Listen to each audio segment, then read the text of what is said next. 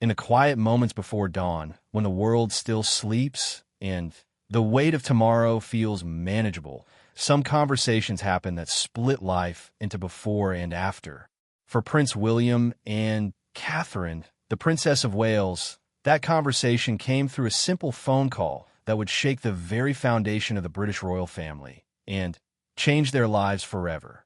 What started as an ordinary February morning in 2024 would become the day they heard three words that no child ever wants to hear about their parent. I have cancer. But this wasn't just any parent, and this wasn't just any family. This was King Charles III, the newly crowned monarch of the United Kingdom, and his diagnosis would send shockwaves through not just one family, but an entire nation and the Commonwealth realms that looked to him for leadership and stability. The silence that followed those words on the phone would echo through the corridors of Buckingham Palace, through the halls of Windsor Castle, and into the hearts of millions who had watched this family navigate triumph and tragedy, joy and loss, duty and personal sacrifice for decades. This is the story of how a family received news that would test their strength, their unity, and their unwavering commitment to service, even in the face of life's most frightening uncertainties. What you're about to discover is not just a story about royalty facing crisis, but about human beings confronting the fragility of life, the power of love, and the courage required to carry on when everything you thought you knew suddenly becomes uncertain. The morning of February 5th, 2024 began like countless others at Adelaide Cottage in Windsor. Catherine stirred first, as she always did, her internal clock perfectly attuned to the rhythms of royal life. The early morning light filtered through the curtains, casting gentle shadows across the bedroom she shared with William. Outside, the grounds of Windsor Great Park lay silent under a thin blanket of frost, the bare branches of ancient oak trees reaching toward a pale gray sky that promised snow. In the kitchen, Catherine moved with practiced efficiency, preparing breakfast for their three children. Prince George, now 11, had developed an appetite that seemed to grow by the day, while Princess Charlotte, 9, remained particular about her morning routine. 6-year-old Prince Louis bounced between phases of enthusiasm and sleepy resistance to starting his day. The normalcy of these morning rituals had become Catherine's anchor, a way to ground their extraordinary life in the ordinary moments that defined family. William emerged from their bedroom, his hair still tousled from sleep, wearing the casual clothing that had become his preference when not engaged in official duties. He moved to the coffee machine with the mechanical precision of someone who had learned to function before fully awakening, a skill honed through years of early morning engagements and official obligations that began before dawn. "The children are still sleeping," Catherine observed quietly, glancing toward the stairs. "I thought George would be up by now, worrying about his history test." William smiled, the expression softening the worried lines that had become more pronounced since his father's coronation. The weight of increased responsibility had settled on his shoulders like an invisible cloak, one that grew heavier with each passing month. "He's more like you than he realizes. Prepares thoroughly, then worries anyway." Their conversation was interrupted by the distinctive ring of William's secure mobile phone, the device that connected him directly to the inner workings of the royal household and the business of the monarchy. The sound, even at this early hour, wasn't unusual. What was unusual was the caller identification that appeared on the screen, His Majesty's private secretary.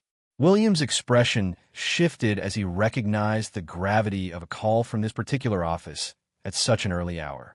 In the carefully orchestrated world of royal protocol, spontaneous communication was rare. Every meeting, every phone call, every moment of the King's Day was planned weeks or sometimes months in advance. An unscheduled call from his father's private secretary could mean only one thing. Something had gone seriously wrong. "Good morning, Sir Edward," William answered, his voice carrying the formal tone that automatically emerged when conducting official business. Catherine paused in her breakfast preparations, her attention drawn by the change in her husband's demeanor. After nearly 25 years together, she had learned to read the subtle shifts in his posture and expression that indicated the nature of the challenges they were about to face. Sir Edward Harrington's voice carried a weight that immediately communicated the seriousness of his call. "Your Royal Highness, I'm calling to inform you that His Majesty has requested a private meeting with you and the Princess of Wales this morning. The matter is urgent and confidential." William felt his heart begin to race, though his training in royal protocol prevented any outward display of alarm. Of course, what time would be convenient for His Majesty? His Majesty is prepared to see you immediately at your convenience. He is currently at Clarence House and will remain available until you arrive. The formality of the language couldn't disguise the underlying tension in Sir Edward's voice. In the complex hierarchy of royal communication, urgency was rarely expressed directly, but was conveyed through subtle changes in protocol and procedure. The fact that the king was prepared to disrupt his schedule and wait for their arrival spoke volumes about the nature of whatever had prompted this meeting. "We'll be there within the hour," William replied, his mind already racing through the possibilities. His father's health had been a concern since the coronation, though these concerns had been carefully hidden from public view. Charles had always been vigorous for his age, but the stress of ascending to the throne, combined with the endless demands of royal duty, had taken a visible toll. As William ended the call, Catherine approached him with the measured steps of someone preparing for unwelcome news. "What is it?" she asked, though her tone suggested she already suspected this wasn't about scheduling or protocol. "Father wants to see us immediately." Sir Edward wouldn't say what it's about, but William's voice trailed off as he struggled to articulate the growing sense of unease that had settled in his chest. In the careful world of royal communication, what wasn't said often carried more weight than what was. Catherine nodded, already moving toward the stairs to wake the children and arrange for their care. In the interconnected world of the royal household, emergency protocols existed for exactly these situations. Within minutes, she had contacted their trusted nanny and arranged for the children to be cared for, all without explaining the true reason for their sudden departure. The drive to Clarence House passed in relative silence, both William and Catherine lost in their own thoughts and fears. London's morning traffic moved around them with oblivious normalcy, commuters heading to offices and schools, unaware that the future king and queen consort were traveling through their midst, grappling with growing dread about what awaited them. Clarence House stood as an elegant testament to royal tradition, its cream-colored facade and classical proportions representing centuries of continuity and stability. As their car approached the entrance, William noticed the absence of the usual bustling activity that normally characterized his father's official residence. The reduced staff presence and heightened security suggested that whatever meeting awaited them was of the most private and sensitive nature. Sir Edward met them at the entrance, his usually impeccable composure showing subtle signs of strain. "Their Majesties are waiting in the morning room," he informed them, his choice of words confirming that Queen Camilla was also present. This detail provided both comfort and additional concern. Camilla's presence suggested emotional support would be needed, but also confirmed the personal rather than official nature of whatever they were about to discuss. The morning room at Clarence House had always been one of Charles's favorite spaces, decorated with personal photographs and mementos that reflected his interests in environmental conservation and traditional crafts. Sunlight streamed through tall windows, illuminating the comfortable chairs and sofas that had been arranged to facilitate intimate conversation rather than formal meetings. Charles rose as they entered, and William immediately noticed the subtle changes in his father's appearance that spoke of stress and perhaps illness. The king's usually impeccable posture showed slight signs of fatigue, and there was a gravity in his expression that went beyond the normal weight of royal responsibility.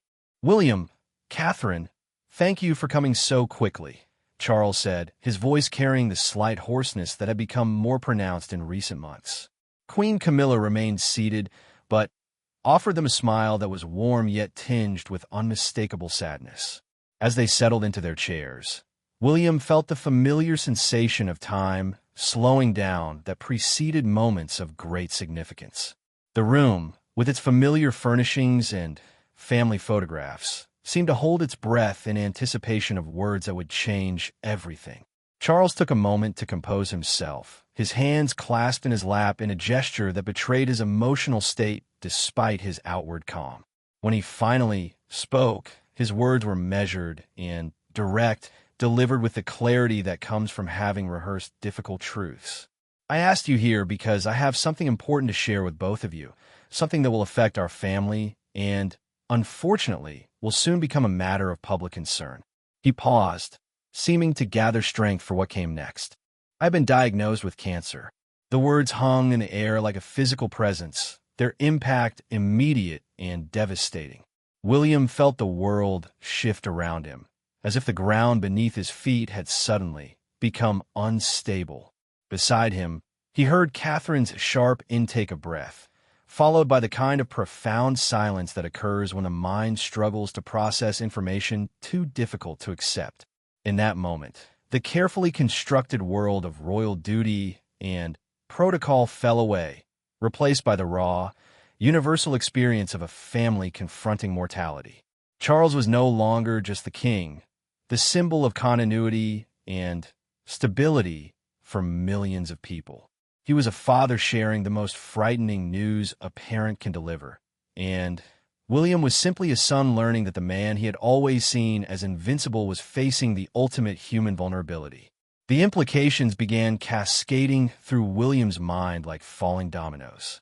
His father's health, the succession, the impact on the monarchy, the effect on their children, the public response. All of these considerations demanded attention, but for now they were overwhelmed by the simple, devastating reality that his father was seriously ill. Catherine reached for William's hand, her fingers intertwining with his in a gesture of support and shared shock.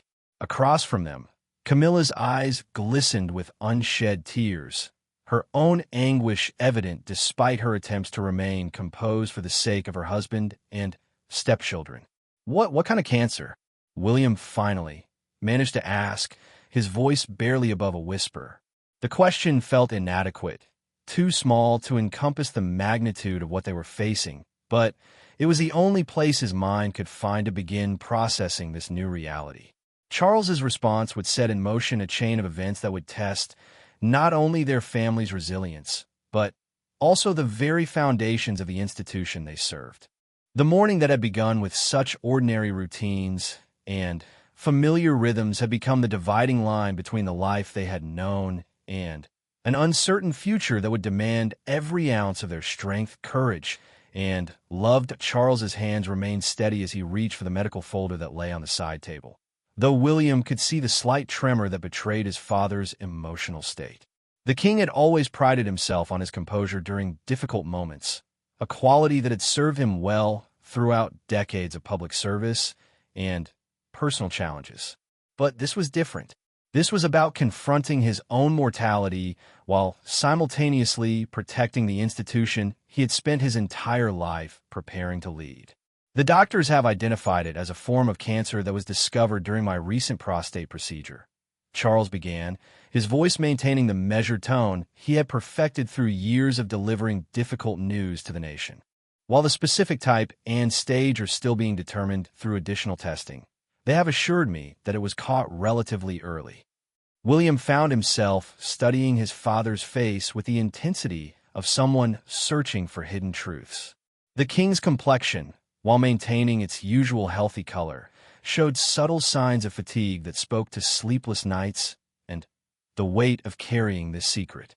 His father had always been a man of routine and discipline, rising early for morning exercises and maintaining the rigorous schedule that royal duty demanded. The idea of illness disrupting this carefully ordered existence felt almost impossible to accept. "How long have you known?" Catherine asked gently, her voice carrying the warmth that had made her such an effective representative of the royal family. She had learned to ask the questions that others might find difficult to voice, approaching sensitive topics with a combination of directness and compassion that put even the most anxious individuals at ease. The initial diagnosis came last week, Camilla answered when Charles hesitated. "We wanted to have more complete information before sharing this with the family.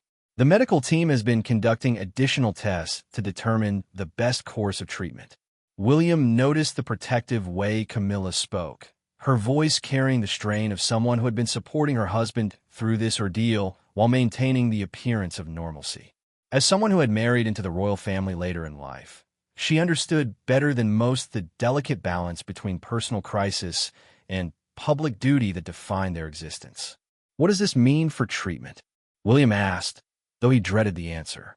In his mind, he was already calculating the impact on the royal schedule, the effect on upcoming state visits and official engagements, the constitutional implications of a monarch facing serious illness. But beneath these practical considerations lay the more fundamental fear of a son contemplating the possibility of losing his father. Charles opened the medical folder and withdrew several documents, spreading them across the coffee table with the methodical precision he brought to all his endeavors. "The oncology team at the London Clinic will be overseeing my care. Dr. Sarah Mitchell, who is considered one of the country's leading specialists in this particular form of cancer, will be my primary physician." The mention of the London Clinic carried its own weight of significance. William knew that this private hospital had treated members of the royal family for generations, its discretion and expertise making it the natural choice for medical care that required the highest levels of confidentiality and specialized treatment.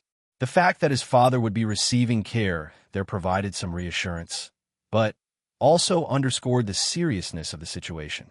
The initial treatment plan involves a combination of targeted therapy and regular monitoring. Charles continued, his voice growing stronger as he moved into the factual details that provided some sense of control over an essentially uncontrollable situation. Dr. Mitchell believes that with aggressive treatment, the prognosis is quite positive. The cancer appears to be localized, and the medical team is optimistic about the potential for full recovery. William felt a small measure of relief at these words, though he knew that medical optimism could be fragile and subject to change as treatment progressed. In the back of his mind, he was already considering the practical implications of his father's illness. The constitutional monarchy depended on the sovereign's ability to fulfill their duties, and any prolonged incapacitation would trigger protocols that had been established to ensure governmental continuity. "Will you need to reduce your official duties?" Catherine asked, though they all knew that this question touched on one of the most sensitive aspects of the situation. The monarch's role was not merely ceremonial but constitutional, involving regular meetings with government officials, the review and signing of legislation, and participation in the elaborate ceremonies that reinforce the stability and continuity of British institutions. Charles considered this question carefully before responding. "Initially, yes. Dr. Mitchell has recommended that I significantly reduce my public engagements for the next several months while undergoing treatment. This will mean postponing the spring tour of Australia and New Zealand, as well as several state visits that have been scheduled for the coming year. The implications of these cancellations extended far beyond mere scheduling inconveniences. State visits represented months of diplomatic preparation, involving multiple governments and significant international relationships.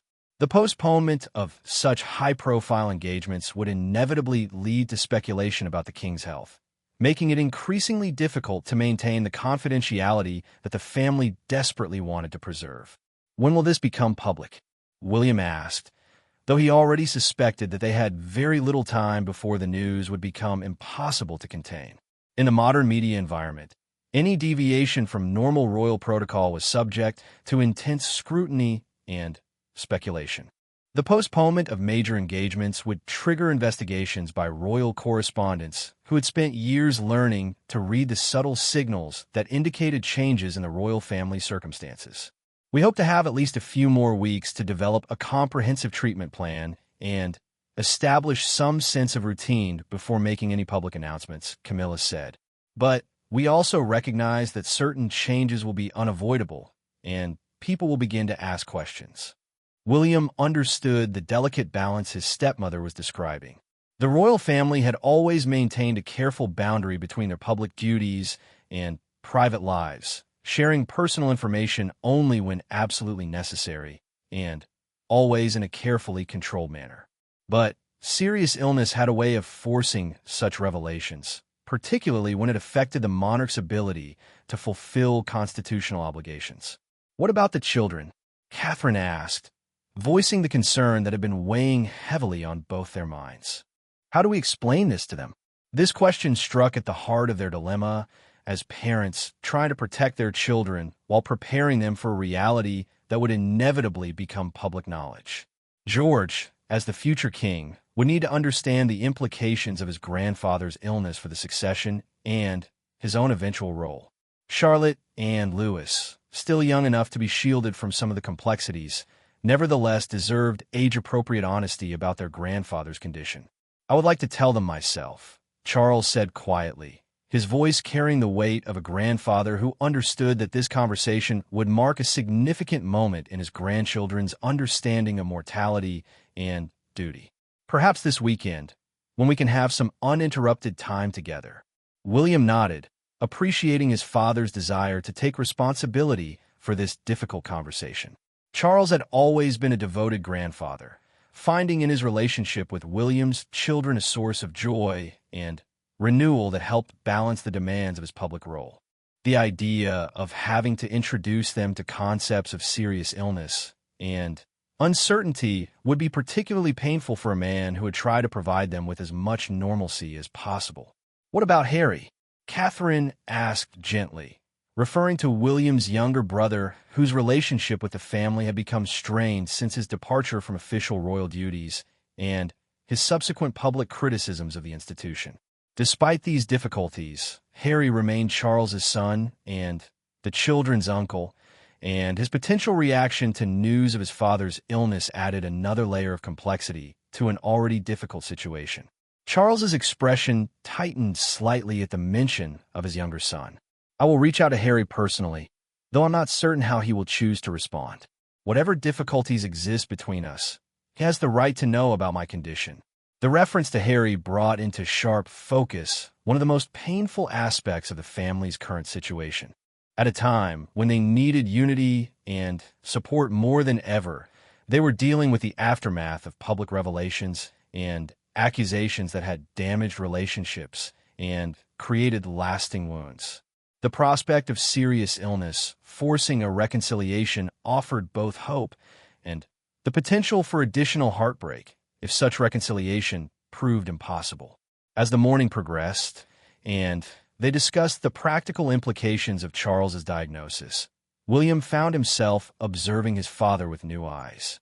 The man who had seemed invincible throughout his childhood, who had weathered public scandals and personal tragedies with dignity and persistence, now appeared vulnerable in a way that was both heartbreaking and humanizing.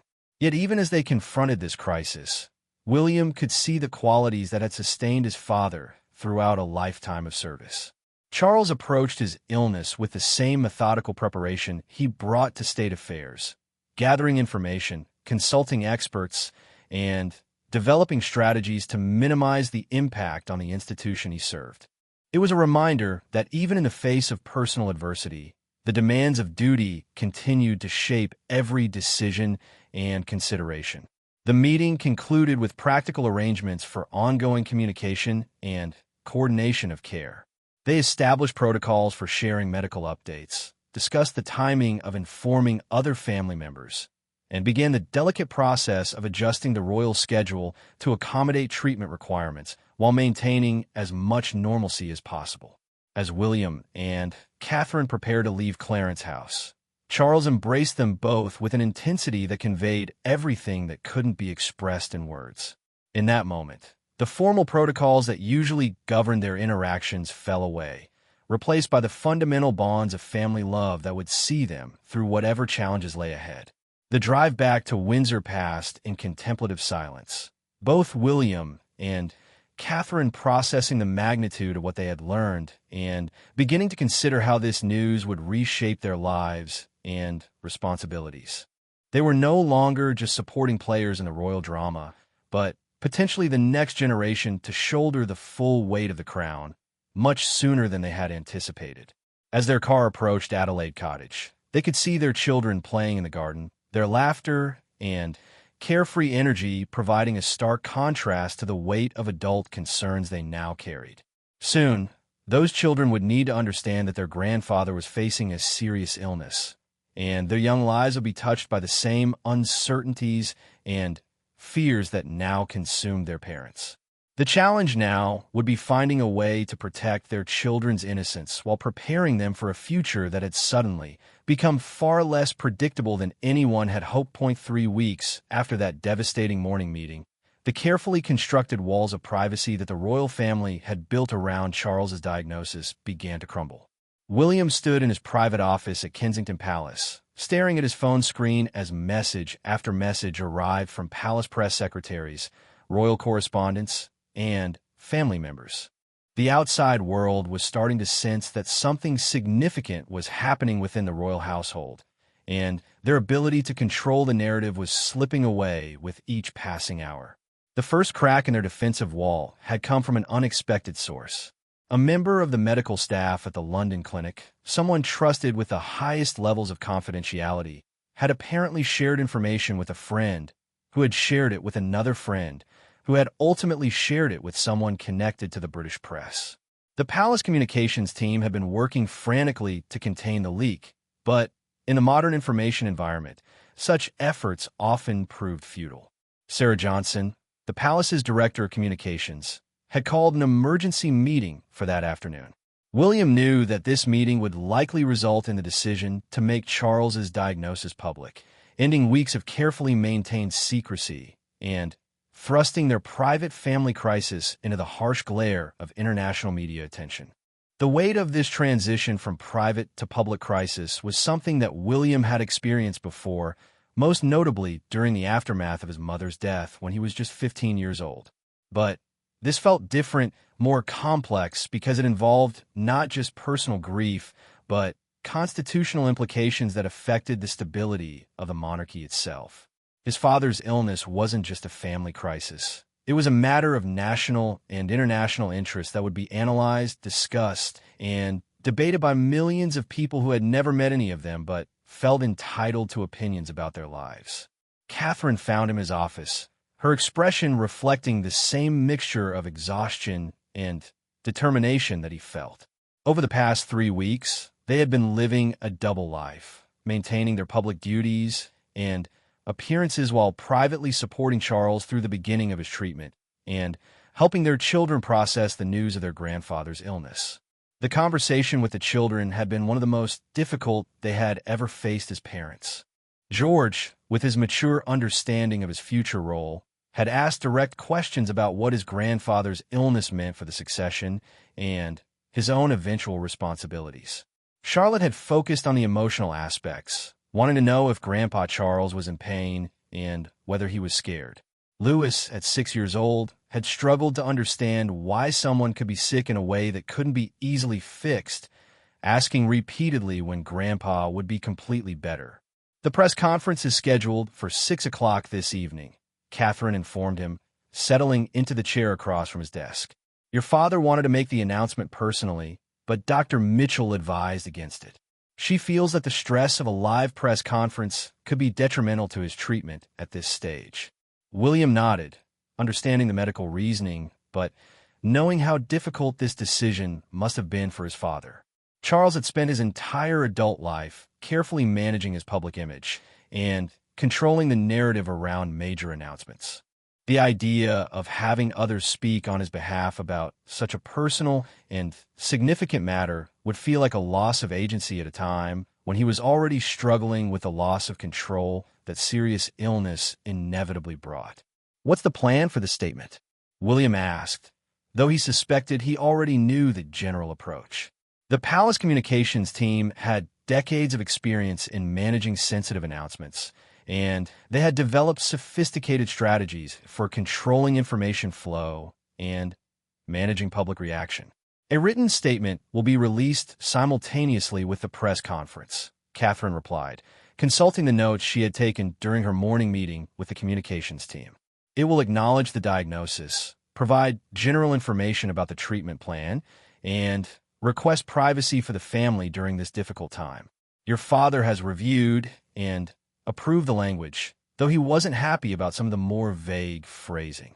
William understood his father's frustration with the necessarily diplomatic language of official statements.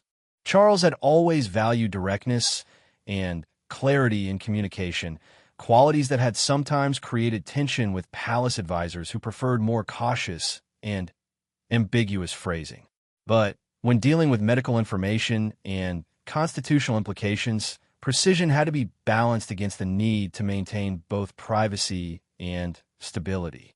The afternoon meeting with the communications team proved to be as challenging as William had anticipated. The conference room at Kensington Palace filled with advisors, press secretaries, constitutional experts, and medical consultants, all of whom had opinions about the best way to manage the public announcement of the king's illness.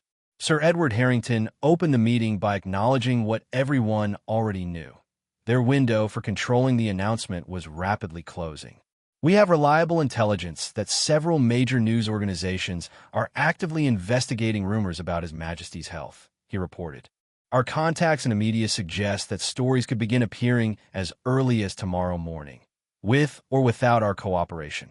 This reality forced their hand in ways that none of them had wanted to confront. Ideally, they would have had several more weeks to establish treatment routines, develop longer-term strategies, and prepare more thoroughly for the inevitable public scrutiny. Instead, they were being pushed into reactive mode, responding to external pressures rather than setting their own timeline. Dr. Sarah Mitchell, who had agreed to participate in the meeting via secure video connection, provided a medical perspective on the public announcement. From a treatment standpoint, reducing the stress of secrecy and speculation could actually be beneficial for His Majesty, she observed. The energy required to maintain privacy while dealing with treatment can be exhausting, and patients often experience relief when they can be more open about their condition. Her comments provided some comfort to William, who had been watching his father struggle not just with the physical challenges of treatment, but with the emotional burden of maintaining appearances while dealing with fear and uncertainty.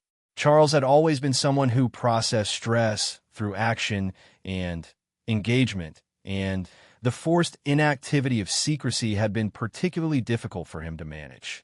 The discussion then turned to the specific language of the announcement, with every word and phrase subjected to careful analysis. The statement needed to be honest enough to satisfy media inquiries while remaining vague enough to protect medical privacy. It needed to acknowledge the seriousness of the situation while projecting confidence and stability. Most importantly, it needed to balance transparency with the constitutional requirement that the monarchy appear stable and continuous.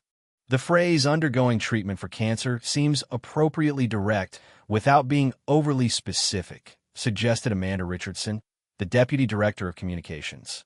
It acknowledges the diagnosis clearly while avoiding details that could lead to harmful speculation about prognosis or specific medical procedures. Constitutional expert Professor James Whitfield, who had been quietly reviewing precedents for royal health announcements, raised an important consideration. We should be prepared for immediate questions about Regency arrangements and constitutional continuity. While His Majesty's condition doesn't currently warrant such measures, the media and political commentators will inevitably raise these questions. This observation highlighted one of the most sensitive aspects of the situation. The British constitutional system included provisions for regency if the monarch became unable to fulfill their duties, but invoking such provisions required careful legal and medical determinations that could have far-reaching political implications. Even discussing these contingencies publicly could undermine confidence in the monarchy and create unnecessary political instability. William found himself thinking about the broader implications of this announcement beyond the immediate media response. The news of his father's illness would reverberate through the Commonwealth realms, affecting relationships with dozens of countries that recognized Charles as their head of state. It would influence financial markets, diplomatic relationships, and the planning for countless official events and ceremonies that have been scheduled months or years in advance. But perhaps most importantly, it would affect millions of ordinary people who had come to see the royal family as a source of stability and continuity in an increasingly uncertain world.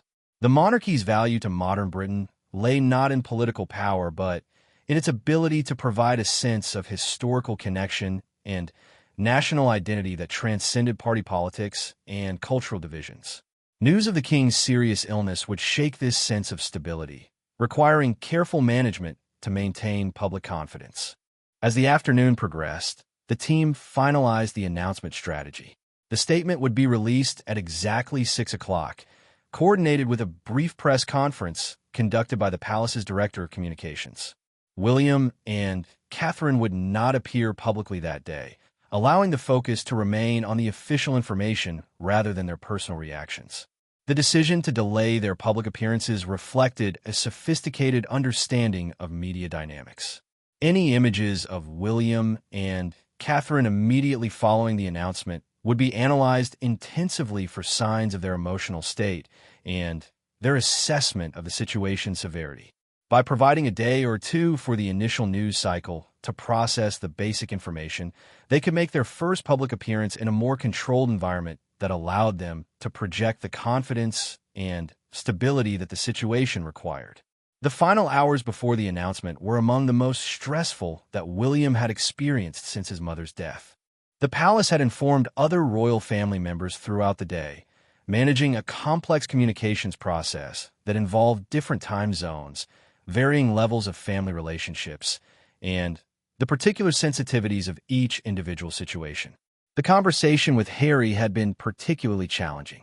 Charles had insisted on making the call personally, despite his medical team's concerns about additional stress. The conversation, conducted via secure video link to California, had lasted nearly an hour and had left Charles emotionally drained. While the specific details remained private, William understood that Harry had expressed both shock and a desire to visit London, though the logistics and wisdom of such a visit remained uncertain. Other Commonwealth leaders had been briefed through diplomatic channels, with the British High Commissioners and ambassadors providing advance notice to ensure that the announcement wouldn't create diplomatic surprises or constitutional confusion in the realms where Charles served as head of state. As 6 o'clock approached, William and Catherine gathered with the senior palace staff in a private sitting room to watch the announcement. The television screen showed the familiar setting of the palace's media briefing room, with its carefully arranged royal insignia and formal podium that had been the site of countless important announcements over the years. Sarah Johnson appeared at the podium with the composed professionalism that had made her one of the most respected communications directors in British public service. Her voice was steady and clear as she read the statement that would change everything. His Majesty the King has been diagnosed with a form of cancer. His Majesty began regular treatment this week, and his medical team is very optimistic about the treatment. Throughout this period, His Majesty will continue with state business as usual. We request that the media and public respect the privacy of His Majesty and the royal family during this time. The words hung in the air with the weight of history, marking the moment when their private family crisis became a public matter of international concern. Within minutes, William knew news organizations around the world would be breaking into regular programming. Social media would explode with reaction and speculation, and their lives would become subject to a level of scrutiny that was intense even by royal standards. As the initial media response began to unfold on television screens throughout the palace, William felt a strange mixture of relief and apprehension. The secret was finally out, ending weeks of careful subterfuge and allowing them to be more open about the challenges they were facing. But it also marked the beginning of a new phase of their ordeal, one that would play out under the watchful eyes of millions of people who cared deeply about their family's well-being, but who could never truly understand the weight of living such a public existence during such a private crisis.